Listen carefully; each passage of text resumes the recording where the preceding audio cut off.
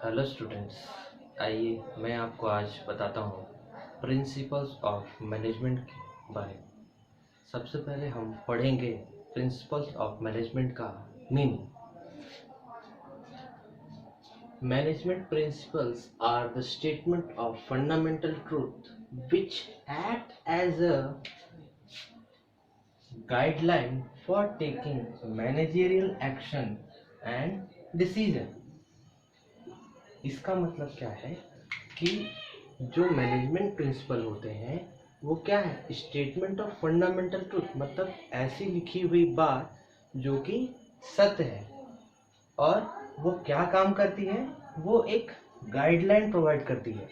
Guideline बोला जाए तो वो मदद करती है, किसकी मदद करती है, मैनेजर्स की मदद करती है। और काहे में मदद करता है वो, for taking managerial action and decision. आशा करता हूँ कि आप लोगों को इसका मीनिंग काफ़ी अच्छे से समझ में आ गया होगा। फिर भी मैं एक बार आपको दोबारा बता देता हूँ कि प्रिंसिपल्स ऑफ मैनेजमेंट का मतलब यही होता है कि वो मैनेजर्स को हेल्प करते हैं और गाइडलाइन देते हैं कि उन्हें कौन से मैनेजरियल डिसीजन को कब और कैसे लेना है। इसके बाद मैं आपको ये बताता हूँ कि प्रिंसिपल्स ऑफ मैनेजमेंट किसने दिया था।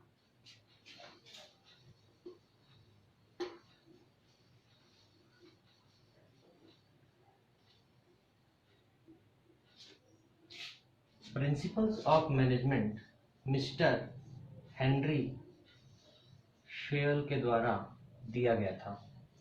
इनका जन्म 1841 में हुआ था फ्रांस में। इनकी एजुकेशन 1860 में कंप्लीट हुई थी और इन्होंने माइनिंग इंजीनियरिंग की थी। इसके बाद इनको एक स्टील कंपनी में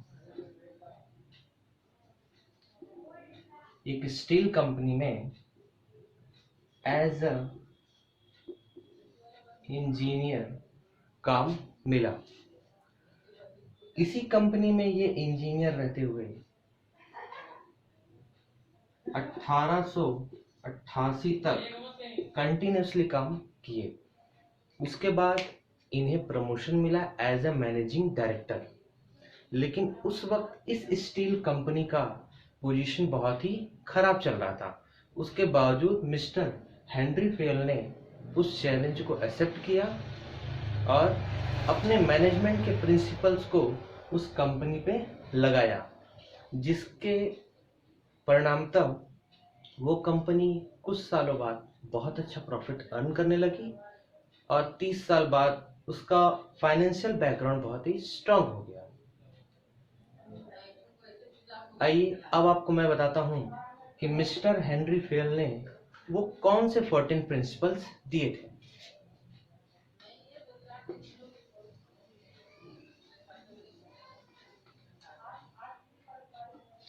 सबसे पहला प्रिंसिपल्स था division of work. According to this principles कोई भी काम छोटे छोटे यूनिट्स में या छोटे छोटे पार्ट्स में डिवाइड होना चाहिए, ताकि जो भी व्यक्ति उस काम को करे वो उस फील्ड में स्पेशलिस्ट बन जाए। क्योंकि एक ही काम को अगर हम बार बार दोहराते हैं और करते हैं तो उसमें हम दक्ष हो जाते हैं। यही कहना था मिस्टर हेनरी फेयल का कि किसी भी काम को हम छोटे छोटे भागों में बांट दें। अब उस काम को हम कैसे छोटे छोटे भागों में बांटें और किनको कौन सा काम बांटें, ये हमें कैसे पता चलेगा। तो उसके लिए उन्होंने कहा according to the qualities, capabilities and qualifications of a person. मतलब जिस व्यक्ति को जो काम जितना ज़्यादा अच्छा आता है उसे वह काम डिस्ट्रीब्यूट किया जाए। इससे क्या होगा, प्रोडक्शन की इफिशिएंसी बढ़ेगी और कंपनी का प्रॉफिट भी बढ़ेगा।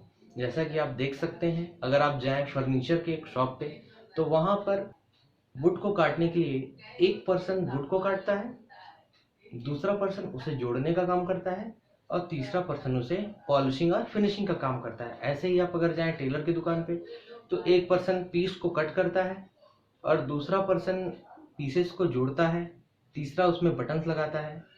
तो उस तरीके से होता ये है कि हर एक व्यक्ति अपने फील्ड में स्पेशलाइज्ड हो जाता है, जिससे कि इफिशिएंसी बढ़ती है और एज अ रिजल्ट कंपनी का प्रॉफिट अर्निंग बढ़ जाता है।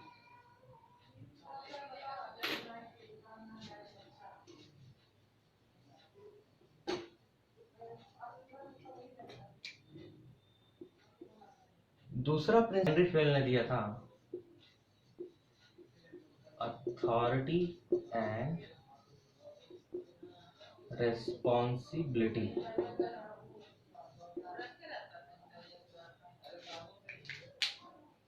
अथॉरिटी का मतलब ये होता है पावर